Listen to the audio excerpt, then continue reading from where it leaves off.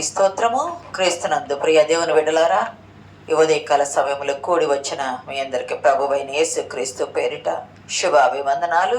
YouTube ద్వారా వాక్యం వింటున్న బిడ్డలకు శుభాభివందనాలు. శాలం సమాధానం కలుగును గాక. ఇక్కడ కూడిన మీ అందరికీ వింటున్న ప్రతి బిడ్డకు మనందరికీ దేవుడు సమాధానం ఆశీర్వాదం అనుగ్రహించును గాక. ఆమె ఈరోజు వాక్య ధ్యానము మత్తయి సువార్త 13వ అధ్యాయము 45-46 వచనాలు చదువుకుందామండి. మరియు పరలోక రాజ్యము మంచి ముత్యమును వెతుకుచున్న వర్తకును పరలోక రాజ్యము మంచి ముత్యములను కొన వెదకుచున్న వర్తకుని పోలినది. పరలోక రాజ్యం ఎలా ఉందయ్యా? యేసుక్రీస్తు ప్రభువారు ఈ లోకానికి ఎందుకు వచ్చారా అంటే, పాపములో ఉన్న మానవుణ్ణి, పడిపోయిన మానవుణ్ణి తన రక్తముతో కడిగి పరలోకం తీసుకొని వెళ్ళడానికి ప్రభువారు వచ్చిన్నారు. అయితే పరలోక రాజ్యం ఎట్లా ఉంటుందయ్యా అంటే మనం చూడలేదు, మనకు తెలియదు. కాబట్టి యేసుక్రీస్తు ప్రభువారు అర్థమయ్యేటట్టు ఏం చెబుతున్నారు అంటే, పరలోక రాజ్యం ఎట్లా ఉంటుందయ్యా అంటే, ఒక వర్తకుడు లేదా ఒక వ్యాపారి మంచి ముత్యాలను కొనటానికి వెతుకుతూ ఉన్నాడు. ఏదైనా ఒక వస్తువు కొనాలంటే మనం నలుగురు అడుగుతాం కదా, ఎక్కడ మంచిది ఉంటుందని అడిగిన రీతిగా ప్రభువారు కూడా వెతుకుతూ ఉన్నాడు. లోకములో మనుషులను ప్రభువు ముత్యములతో పోల్చాడు. ఆ ముత్యముల్లో కూడా మంచి ముత్యాలు కావాలని పోల్చాడు. ఆ ముత్యాలు ఆయన కొనటానికి ఆయన వెతుకుతూ ఉన్నాడు. అమూల్యమైన ఒక ముత్యాన్ని కనుగొన్నాడంట. అమూల్యమైన ఒక ముత్యాన్ని కనుగొని పోయి తనకు కలిగినదంతయు అమ్మివేసి ఆ ముత్యాన్ని కొనుక్కున్నాడంట. గమనించినట్లయితే యేసుక్రీస్తు ప్రభువారు ఈ ముత్యం కొనటానికి వెతుకుతున్న వ్యాపారి వలె ఉన్నాడు. ముత్యం కొనటానికి వెతుకుతున్న వ్యాపారి వలె ఉన్నాడు. మరి మనుషులు ఎవరయ్యా అంటే దుష్టులుగా ఉన్నారు, నెమ్మది లేని వాగా. యెషయా గ్రంథం 57 అధ్యాయం 20వ వచనంలో ఉంటది. 57:20.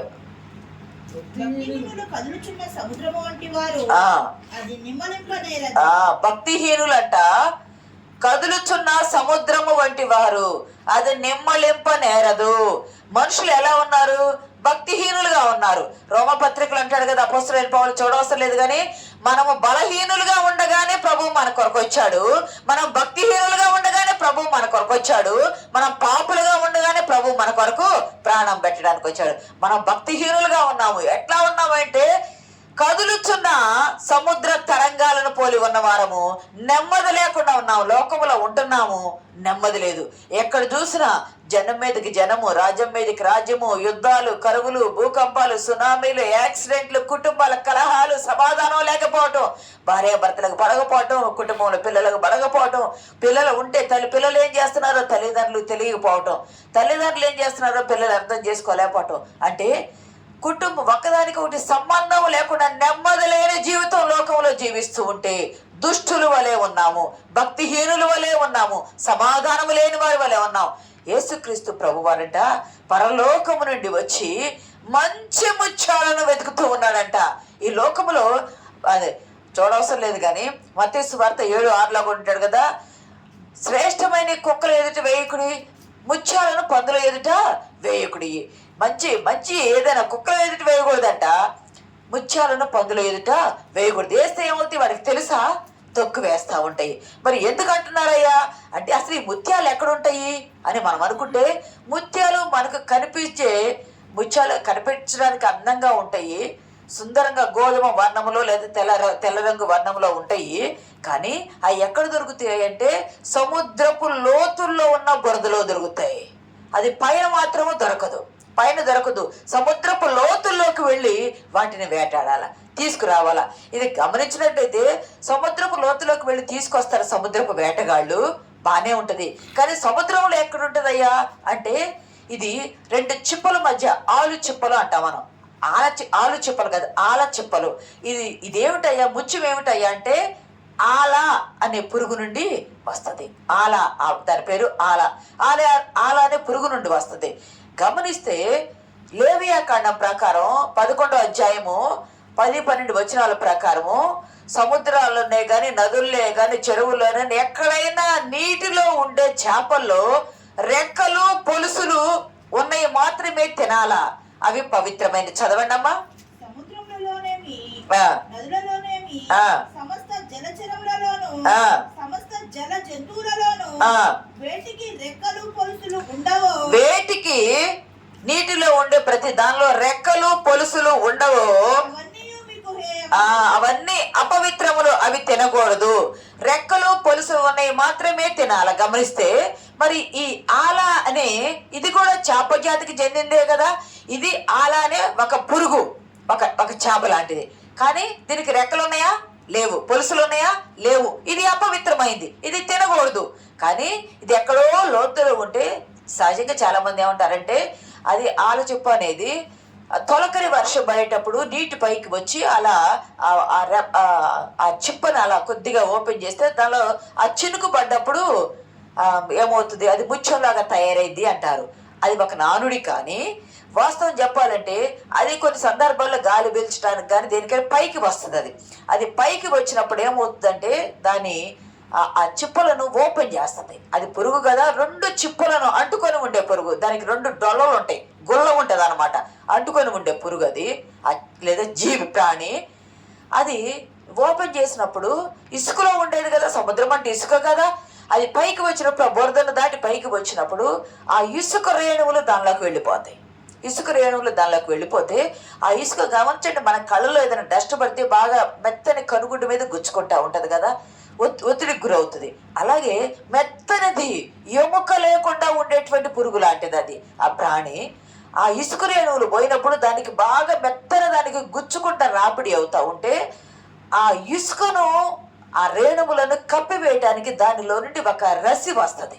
దానిలో నుండి ఒక ఫ్లూయిడ్, రక్తం లాంటిది వస్తుంది. రక్తం లాంటిది వచ్చి దాన్ని గుచ్చుకోకుండా కప్పివేస్తుంది. ఆ ఆలనే పురుగు మీద గుచ్చుకోకుండా కప్పివేసినప్పుడు ఆ రక్తము, దాని మాంసము, అంటే దానికి ఉన్న ఆ ప్రాణికున్న ఆ మాంసము, ఆ ఇసుక రేణువులు అది అంతా మిళితమయ్యి గట్టిపడిపోయింది. మిళితమయ్యి అది గట్టిపడిపోయింది.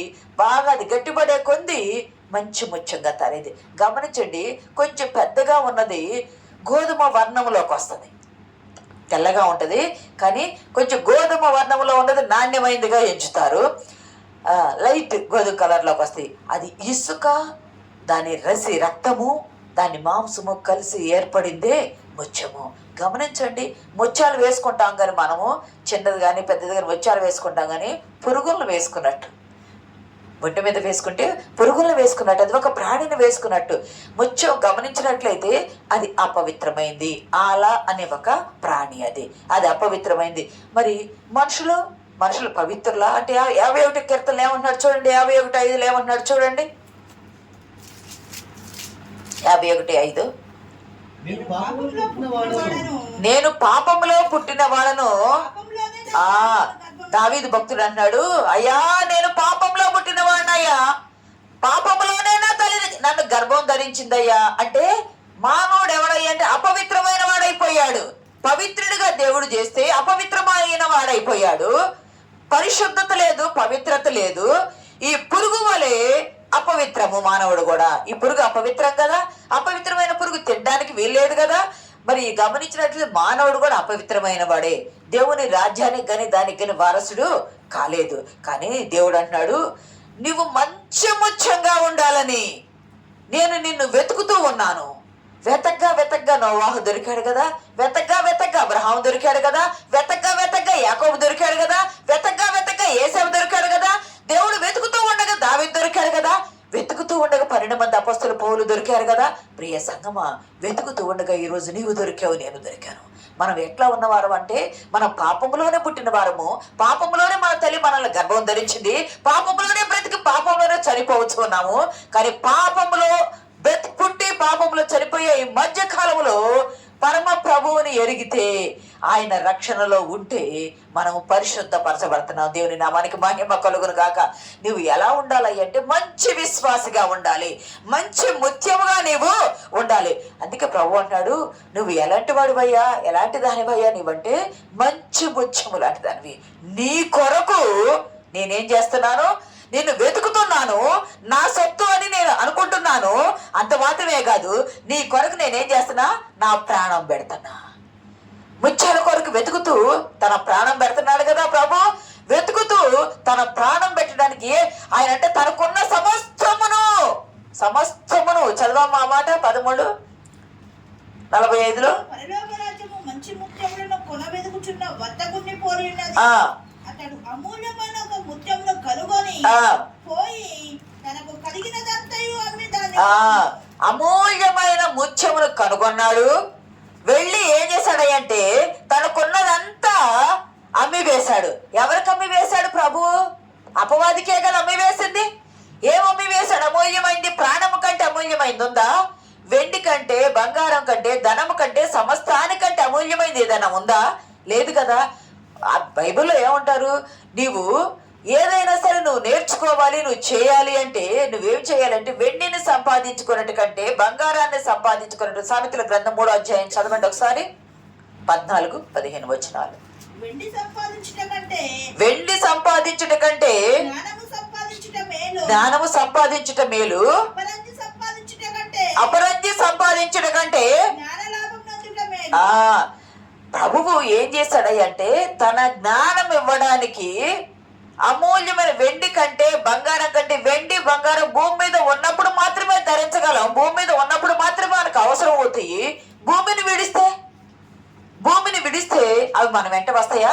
రాదు. మన వెంట ఏమొస్తాయ్యా అంటే మనము దేవునిలో ఏర్పరచుకున్న జ్ఞానము, దేవునిలో నేర్చుకున్న జ్ఞానము మాత్రమే మనం పరలోకమా పాతాళలోకమా నిర్ణయిస్తుంది. దేవుని వాక్యము జ్ఞానముతో కూడింది కదా.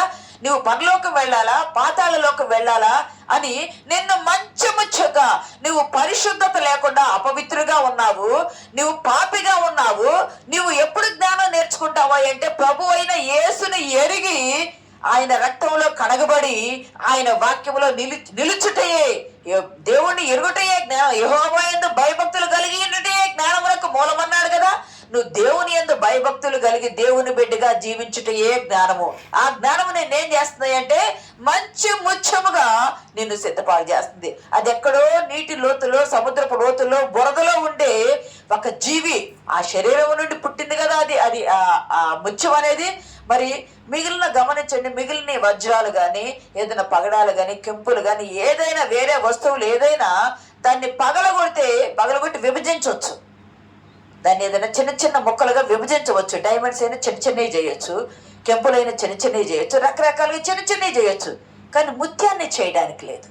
ముత్యాన్ని పగలగొట్టి విభజించడానికి లేదు. అది ఒకే ఒకటి. అది సైజుల వారీగా చిన్నది పెద్దది సైజుల వారీగా ఉండవచ్చు, కానీ ఒకటే. దాన్ని పగలగొట్టి చిన్న చిన్న ముక్కలు చేద్దాం అనుకుంటే విభజించడానికి లేదు. ఎందుకంటే అది ఒక ప్రాణి, అది ఒక పురుగు. ఆ పురుగు ప్రియ సంగమా మంచి ముత్యంగా ఏర్పడుతుంది. అందుకే ప్రభు అంటాడు కదా, ఒకసారి చూడండి యెషయా గ్రంథము 41వ అధ్యాయము 14వ వచనం చూడండి. పురుగు వంటి యాకోబు దేవుడు అన్నాడు, పురుగు వంటి యాకోబుని పురుగుతో పోల్చుకుంటున్నాడు. అదే 22వ కీర్తనలో కూడా దావీదు కూడా అంటే చూడవసరం లేదు కదా, దావీదు కూడా అంటాడు కదా పురుగు అని. అయ్యా నేను పురుగు వంటి వాడనయ్యా అంటాడు కదా. ప్రియ సంగమా మనం ఎటువంటి వాళ్ళమై అంటే బ్రతికి ఉన్నప్పుడు శరీరం దాల్చి ఉంటాం. కొంతమందికి బ్రతికి ఉండగానే కూడా పురుగులు పడతాయి, మరి మన జీవం ఏ పాటిది? 3 రోజులు అయిపోయిందంటే చనిపోతే దేహము మెడ నుండి విడిపోతుంది. దేహం అంతా ఊడిపోయి పురుగులు పట్టడమే కదా. మనం ఎవరివి? పురుగువి, ఒక ప్రాణివి. భూమి మీద ఉన్నప్పుడు దేహం ఉంటుంది, భూమిని విడిస్తే అది పురుగు అయిపోతుంది. కానీ ఇది విలువైన పురుగు. దేవుడేమంటాడు, మీరు విలువైన పురుగులని నేను ఎంచి మీ కొరకు నా ప్రాణం పెడుతున్నాను అన్నాడు. ఎక్కడో సముద్రం అడుగు భాగంలో ఉండే బురదలో ఉండేది కదా. మరి విశ్వాసి ఎక్కడున్నాడయ్యా అంటే పాపపు బురదలో ఉన్నాడు. ఒక పాపి ఎక్కడున్నాడయ్యా అంటే పాపపు బురదలో ఉన్నాడు. ముత్యము సముద్రపు లోతుల్లో ఉన్న ముత్యాన్ని పైకి తీసుకొచ్చి శుద్ధి చేస్తే అది మంచి ముత్యంగా, వేలిమి గల ముత్యంగా ఉంటుంది కదా. నువ్వు పాపివి, నువ్వు పాపపు భూమిలో ఉంటే, పాపిగా ఉంటే ప్రభు ఏమంటాడు, నీ కొరకు నా రక్తం చిందించి నా రక్తంతో నేను నిన్ను కడిగి నిన్ను మంచి ముత్యంగా చేసుకుంటున్నానయ్యా.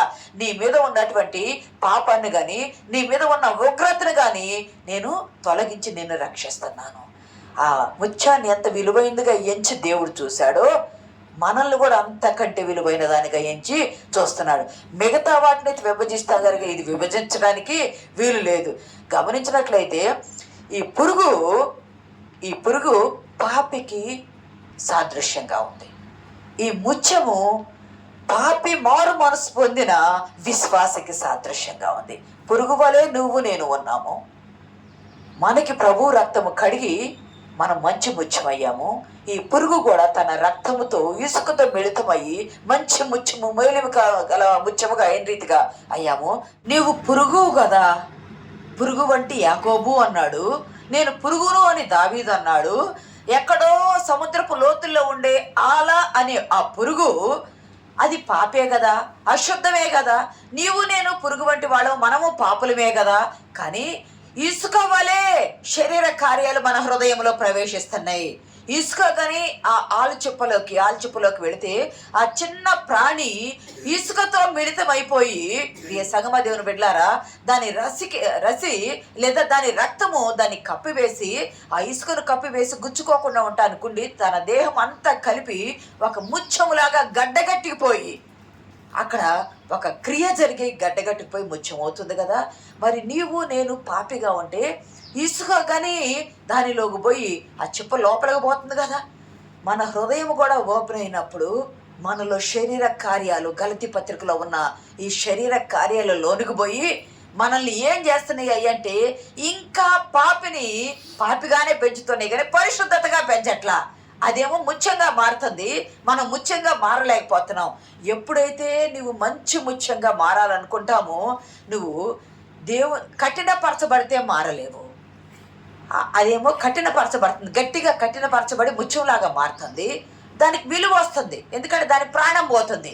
కానీ మన హృదయములో ఈ గలతీలో ఉన్న శరీర కార్యాలు ధర్మశాస్త్రానికి శరీర కార్యాలు ఉన్నాయి. అవి ధర్మశాస్త్రానికి ఆత్మ ఉంటే ధర్మశాస్త్రానికి లోనైన వారం కావు మనము. ఆత్మ కార్యాలు ఉంటే శరీర కార్యాలు మనలో ఉండవు. నీ హృదయములోకి ఇసుక రేణువుల వలె ఆ ఆలచిప్పలోకి పోయినట్టు శరీర కార్యాలు వెళ్తూ ఉంటే నువ్వు కఠినపరచబడతావు, నువ్వు కడగబడలేవు. ఆ శరీర కార్యాలను ఆత్మతో తొలగించుకోవాలా, యేసు రక్తముతో తొలగించుకోవాలా. అప్పుడు నువ్వు శుద్ధీకరించబడతావు.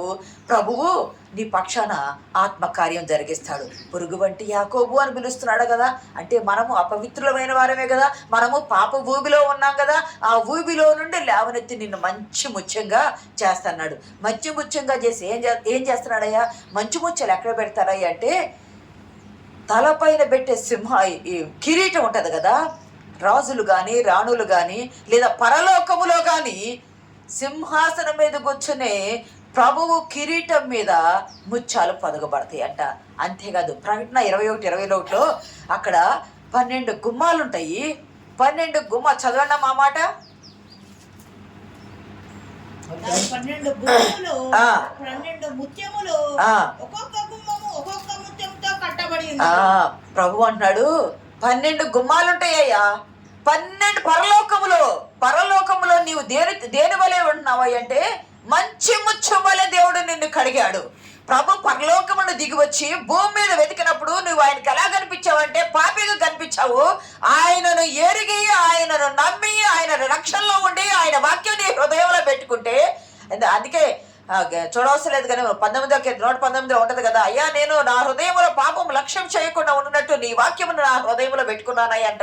నీ హృదయంలో ఇసుక రేణువుల వలె శరీర కార్యాలు ఉంటే నువ్వు కఠినపరచబడి ప్రభు కార్యాలు చూడలేవు. పందుల ఎదుటి ముత్యాలు వేసినట్టుంటాయి. నీ హృదయంలో ఏం పెట్టుకోవాలి అంటే వాక్యాన్ని పెట్టుకోవాలా. ఇసుక వలె కఠినపరచుకుంటే పాపం ఉంటుంది, కానీ నువ్వు వాక్యాన్ని పెట్టుకుంటే మెత్తనవాడు. అందుకే ఇర్మియాలు అంటాడు కదా, నా వాక్యము అగ్ని వంటిది కాదా, నా వాక్యము బండలు చేయు సుత్త వంటిది కాదా. అగ్ని వంటి వాక్యము ఏం చేస్తుంది అంటే ఎముకలు, హెబ్రీ పత్రికలో ఉంటుంది కదా, ఎముకల్లో ఉన్న మూలుగును కూడా విభజించింది. 2 అంచెలు గల ఖడ్గం వంటి వాక్యము ఎముకలో ఉన్న మూలుగును కూడా విభజించి నిన్ను అగ్ని చేత శుద్ధి చేసింది. నా వాక్యం బండల బద్దలు చేయి సుత్త వంటిది కాదా అంటే ఇసుక రేణువులోనే హృదయంలోకి శరీర కార్యాలు పోయి నువ్వు కఠినపరచబడితే సుత్తి వంటి వాక్యము తీసుకొని బ్రద్దలని అక్కడ ఉన్నటువంటి కఠినమైన హృదయాన్ని బ్రద్దలు చేస్తూ ఉన్నాడు దేవుడు. అవి పగిలిపోవాలా, అవి వేరైపోవాలా, నువ్వు శుద్ధీకరించబడాలా. ముత్యాన్ని పగలగొడితే అది పనికిరాదు, విభజిస్తే పనికిరాదు. మిగతా ఏ బంగారము, వెండి, రత్నాలు, కెంపులు, పగడాలు ఏవైనా 12 సంబంధించిన ఇవి ఏవైనా, గోమేధికలు ఏవైనా దాన్ని పగలగొడితే విభజిస్తే విభాగించబడతాయి. కానీ ముత్యము విభాగించబడటానికి లేదు. ఎందుకంటే నువ్వు ఒక పురుగువి. నువ్వు ఆల అనే పురుగు నుండి వచ్చేది. నువ్వు ఒక పురుగువి. ఆ పురుగు ఒక్క ముత్యమే అవుతుంది. నీవు ఒక్కదానివే, నీవు ఒక్కడికే దేవునికి శ్రేష్టమైన వాడివి. నీ ఒక్కడిని నిన్ను విభజించడానికి లేదు. నీ భర్తని, భార్యని, పిల్లలని, కుటుంబాన్ని, తల్లని, తండ్రిని విభజించడానికి లేదు. నువ్వు ఒక మంచి ముత్యానివి, మేలిమిగల ముత్యానివి.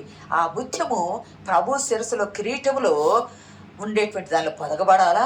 ఆ ముత్యము పరలోకములో ఉన్న 12 గుమ్మాలకి అక్కడ పొదగబడాలా. ప్రభు నీ కొరకు మంచి ముత్యాలను వెతుకుతున్న వర్తకుడు పోలి ఉన్నది కదా. ఆ వర్తకుడు ఎవరయ్యా అంటే యేసుక్రీస్తు ప్రభు వారు. ఆ వర్తకుడు ఎవరయ్యా అంటే మంచి ముత్యంగా మనల్ని ఎన్నుకోవటానికి వచ్చిన ప్రభువు. మనల్ని పేరు పెట్టి, వేరు పెట్టి, నీవు నా సొత్తు అని ఎన్నుకొని ఆయన తన రక్తం ఇచ్చి, తన ప్రాణాన్ని సర్వలోకానికి ఇచ్చారు. కానీ ఎవరైతే ఆయన వైపు చూస్తారో ఆయన ఆకర్షించబడతాడు కదా. నేను పైకెత్తబడిన ఆకర్షించుకోదను కదా. ఆకర్షించబడి ఆయనలోకి మనం వచ్చామంటే మనం పురుగుమే, మనం అపవిత్రులమే, మనం అశుద్ధులమే. కానీ దేవుడు మనల్ని ఏం చేస్తున్నాడంటే తన రక్తంతో ప్రభువు కడిగి మంచి ముత్యముగా నీ కొరకు ప్రాణం పెట్టాడు. ఆయన మంచి ముత్యంగా సిద్ధపాటు చేసి పెట్టి తన దగ్గర పొదువుకోవాలని ప్రభువు చూస్తున్నాడు. ప్రియ సంగమా దేవుని బిడ్డలారా, ఎఫెసీ 5:25 కూడా ఒక మాట ఉంటుంది చూడండి. అన్ని వదిలాడు ప్రభు. నిన్ను వెతికి కనగొట్టడానికి నీకు సమస్తము అమ్మి వేశాడు. ఆయన తన రాజ్యాన్ని వదిలాడు, తన నాయకత్వాన్ని వదిలాడు, తన సింహాసనాన్ని వదిలాడు, తన ప్రాణాన్ని వదిలాడు, తన రక్తాన్ని ధారపోసాడు. సమస్తము వదిలి ఏమి లేకుండా రిక్తునిగా చేసుకొని నిన్ను కొనుక్కున్నాడు. చదవమ్మా.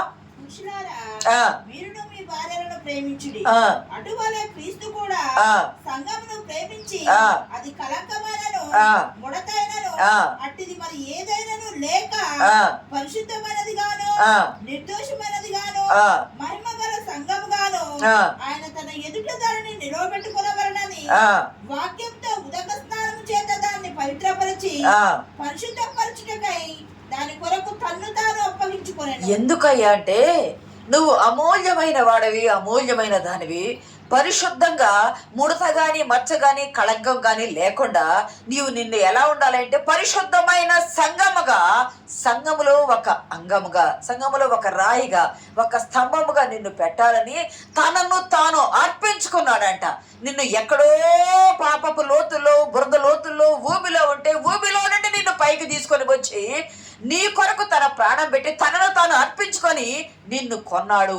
నీవు కాదు, నీవు ఆయన సొత్తు. నేను కాదు, ఆయన సొత్తు.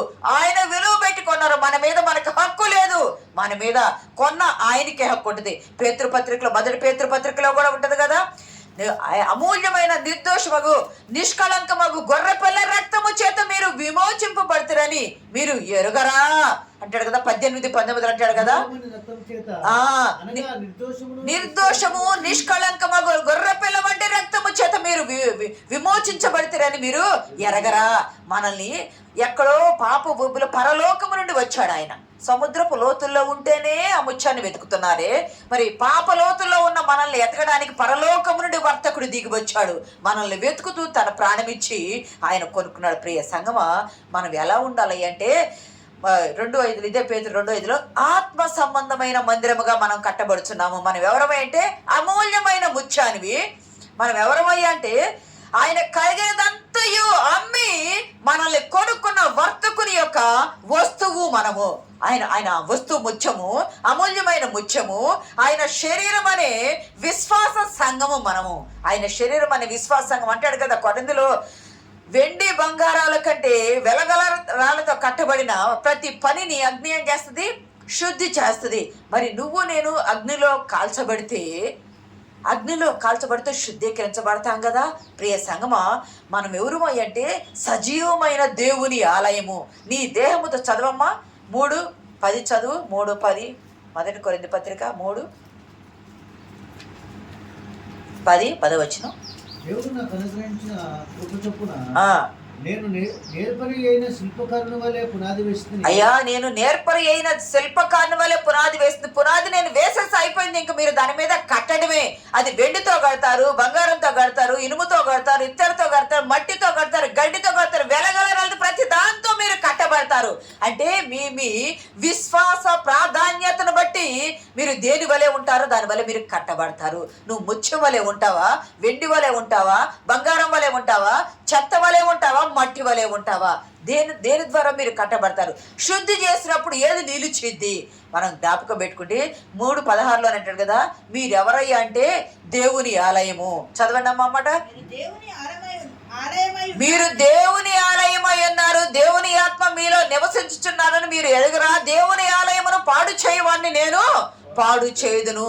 మీరెవరయ్యా అంటే దేవుని ఆలయము. మీ దేహంలో దేవుడు నివసిస్తున్నాడు, మీ ఆత్మలో దేవుడు నివసిస్తున్నాడు. ఆయన దిగి వచ్చాడు, ఆయన ఆలయాన్ని పాడు చేస్తే ఆయన వాడిని పాడు చేస్తానంటాడు. ప్రియ సంగమా, దేవుని బిడ్డలారా, నీవు కాదు, విలువైన ముత్యానివి, ఆయన ప్రాణమిచ్చి కొనుక్కున్న ముత్యానివి. నువ్వు పురుగువి, నువ్వు అసహ్యము, నువ్వు కంపు, నువ్వు కానీ దేవుడు నిన్ను తన రక్తమిచ్చి నీలో ఇసుక రేణువుల వలె కఠిన పరిచయం ఉండకుండా మెత్తని మన్నులో జీవవాక్యాన్ని ఆయన హృదయంలో, మన హృదయాల్లో నింపి ప్రశస్తమైన రక్తము ద్వారా నిన్ను దౌర్భాగ్యమై పాపులమైన మొన్న మనల్ని అమూల్యమైన మన దేవుడు అమూల్యమైన ముత్యముగా చేసుకున్నాడు. ప్రియ సంగమా, చిన్న ఒక మాట చెప్పి నేను ముగిస్తా.